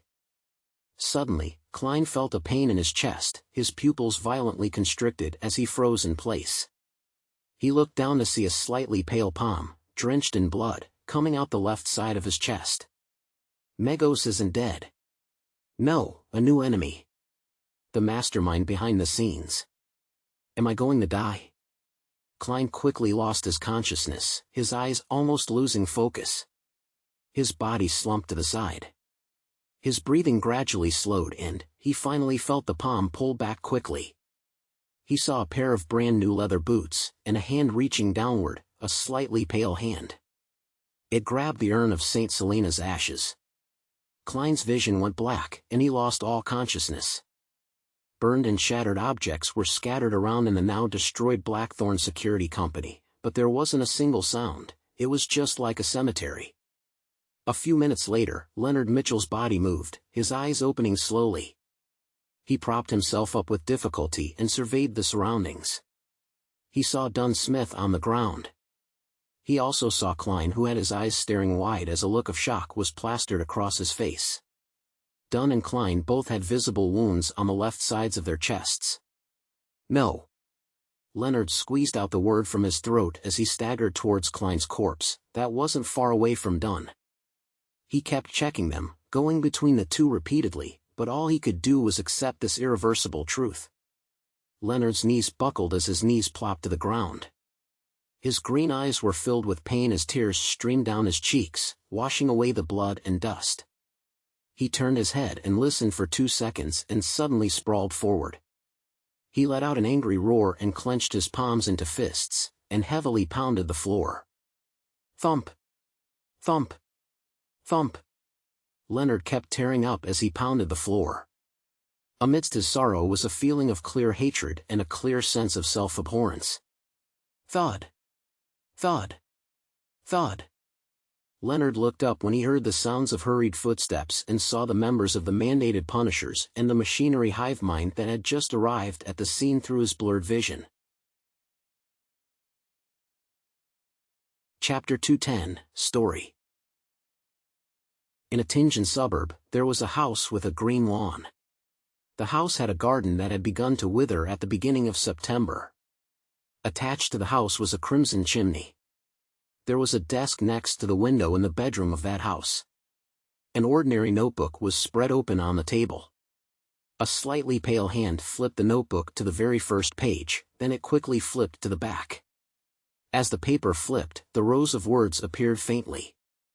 Regents, a member from the secret order, sold the Antigonus family's notebook as an ordinary ancient book by accident due to the influence both of weariness and illusions. It was a coincidence that made logical sense. Affected by the calling of the Antigonus family's bloodline, the notebook secretly affects its owners, one after the other. After repeated changes in ownership, it came to Tingen. It fell into the hands of the members of the Aurora Order, Sirius Arapis and Hanas Vincent. After they flipped through the content that temporarily appeared in the notebook and copied the corresponding potion formulas, Sirius and Hanas were worried that the secret order, who were good at divination, would track them down. After discussing it, they decided to avoid the risk by selling it to another person. They didn't wait for Mr. Z's reply, perhaps because he stayed at Enmad Harbor. Through Sirius's introduction, Hanas got to know Welch McGovern from the Koei University's Department of History. Then, Hanas sold the Antigonus family's notebook to McGovern as an ordinary ancient book. Subsequently, Sirius was attracted by the treasure that was said to exist on the main peak of the Hornacis mountain range. He started to visit the Deweyville Library and research the mountain. He didn't think that there would be any problems, so he left his real address and name. That aligned with his personality. During this process, he acquainted himself with Lenevis, who was reading up on information about iron mines to set up a scam.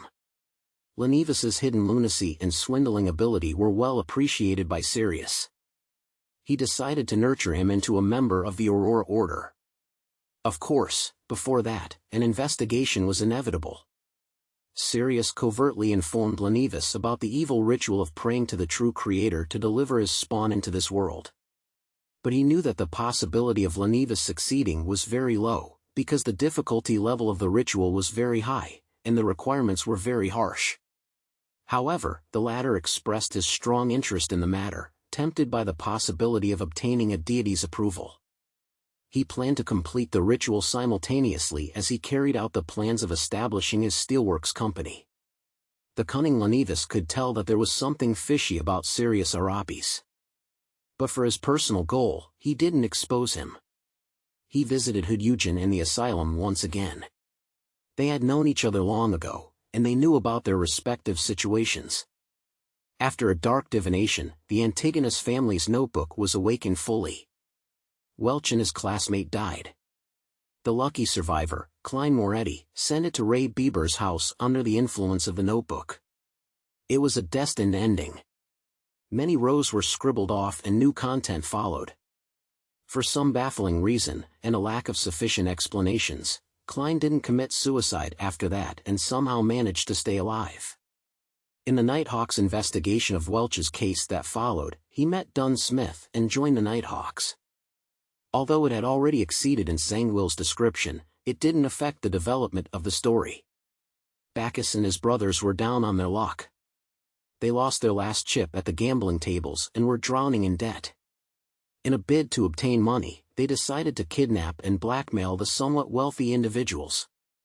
When they were looking for their final hideout, they chanced upon the room opposite Ray Bieber's apartment. By then, Ray Bieber was already seduced by the power offered by the Antigonus family's notebook. He hoped to digest the gift left behind by his ancestors. However, he was in a semi-insane state, and he couldn't make the best and safest choice. He abandoned his dead mother, but he continued remaining in Tingen City. He only found a more elusive spot to carry out his digestion ritual. It was truly pathetic. If he had been slightly smarter, the story could have become even more complicated, but his decision was made based on his instincts and his poor state of mind. Bacchus and company purchased weapons and took the youngest son, Elliot, of the tobacco merchant, Vicroy, and held him for ransom. Finally, they successfully carried out the abduction and took Elliot back to the apartment opposite Ray Bieber's.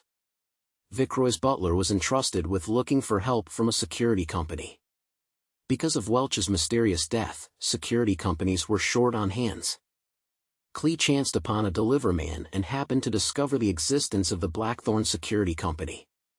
Leonard Mitchell and Klein accepted the job. Relying on their beyonder powers, they quickly saved the merchant's son. Regrettably, Klein didn't immediately realize that clues to the Antigonus family's notebook were in the apartment opposite them. However, his spirituality reminded him in his dream. As such, the Tingen Nighthawks discovered corresponding clues. Sealed artifact 2-049 arrived in Tingen. With the aid of the Antigonus family's puppet, Dunn Smith led the Nighthawks to find Ray Bieber before interrupting his digestion procedure. Ray Bieber became a monster, and the situation was out of control. In the end, the Nighthawks skillfully worked together and took care of Monster Bieber, but they immediately faced the attack of a member from the Secret Order. More rows were scribbled away again, and the original content was impossible to read. Leonard Mitchell, who possesses a secret, was going to end the situation.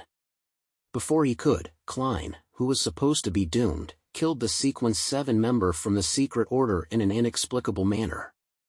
That didn't affect the development of the story.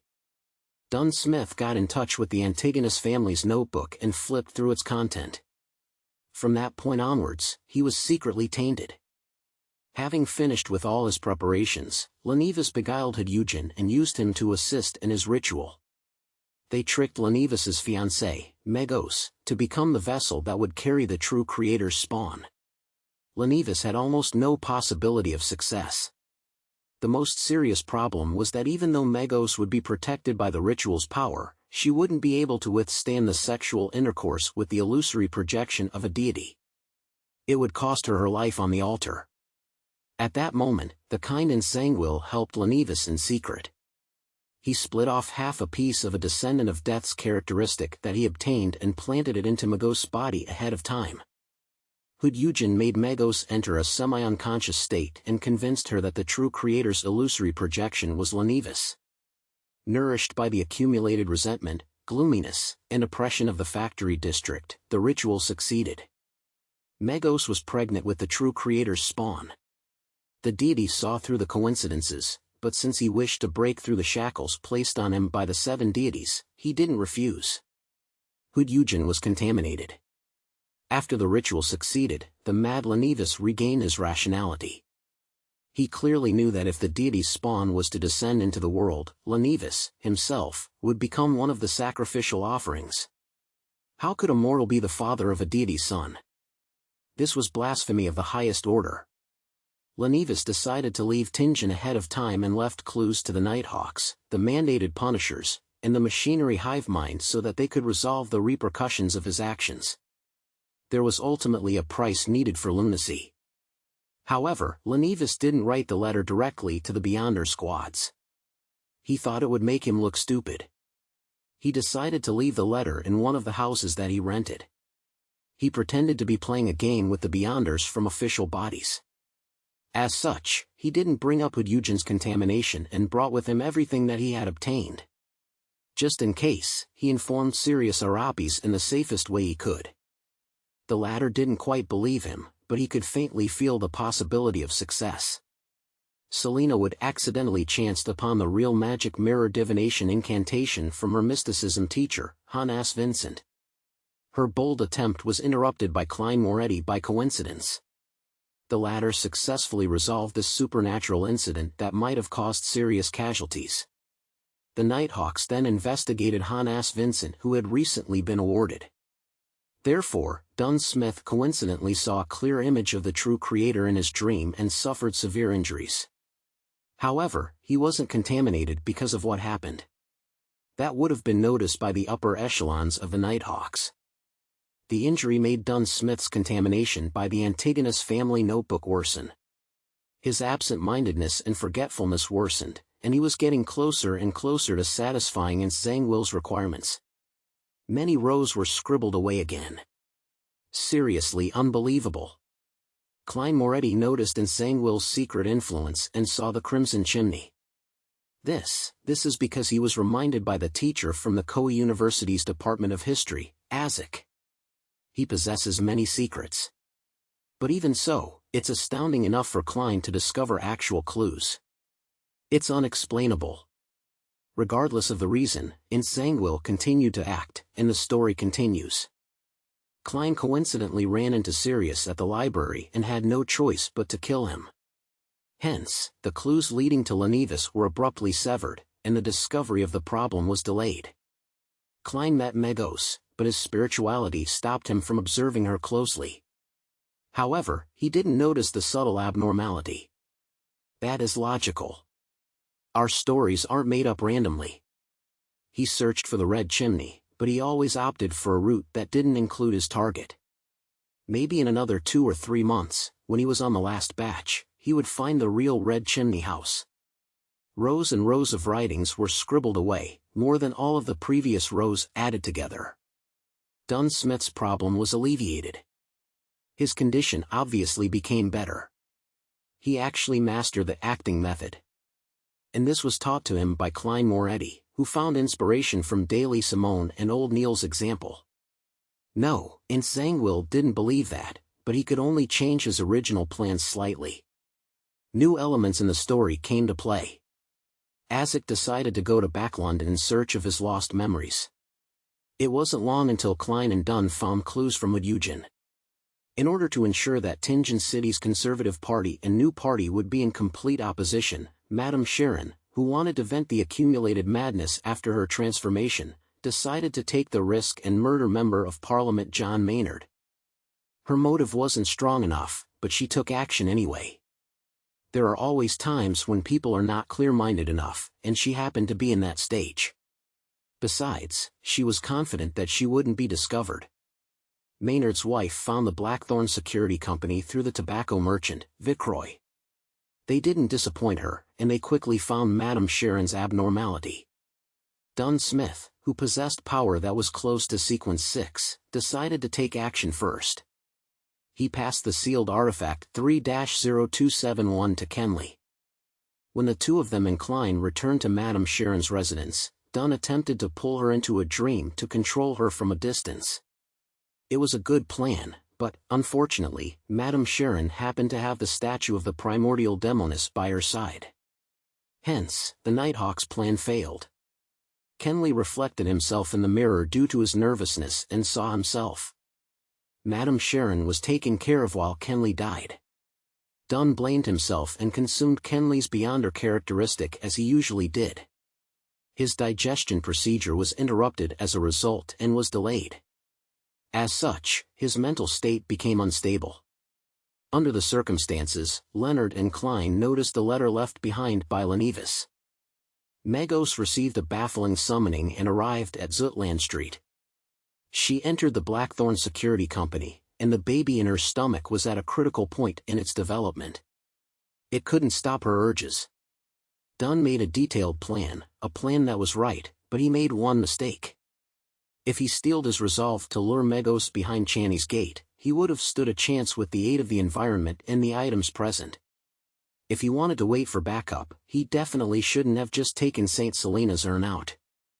Unfortunately, Dunn's mind wasn't in the right place due to recent events, and he didn't think of the most critical point. A deity's son would be able to feel the threat of the saint's urn. Hence, it was triggered and started to absorb its mother's strength in a bid to be born ahead of time, even though it wasn't exactly ready. Azek was in Backlund, but he wasn't a planeswalker, so he couldn't rush back in such short notice. A few rows were scribbled away. Megos became a monster, and the fight began. With the aid of the Saint's Urn, Blood Vessel Thief, and 2 high-level charms that strangely appeared, Megos died, and the deity's son was exorcised. Dunn Smith died as a result, and the power of St. Selena's ashes was severely damaged as well. That went perfectly within Zangwill's intentions. Zangwill didn't get a chance to showcase himself, but it didn't hinder him from achieving his goal. He killed Klein Moretti, the fellow who kept disrupting his plans, and he took away St. Selena's ashes.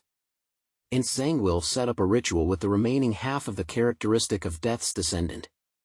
He consumed St. Selena's ashes and successfully advanced from Sequence 5 of the Death Sequence pathway, Gatekeeper, to Sequence 4 of the Evernight Sequence pathway, Nightwatcher.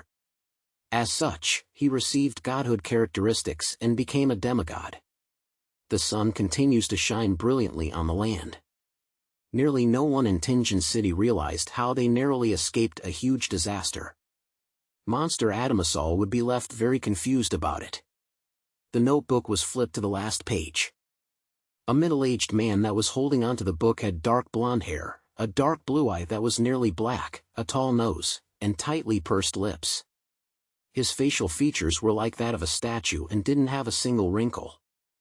He held a classic quill with his slightly pale hand and wrote a line clearly without dipping into any ink. He ended with a simple sentence. Tinjin's story ends here. The papers rustled as he closed the book, leaving only a brown cover.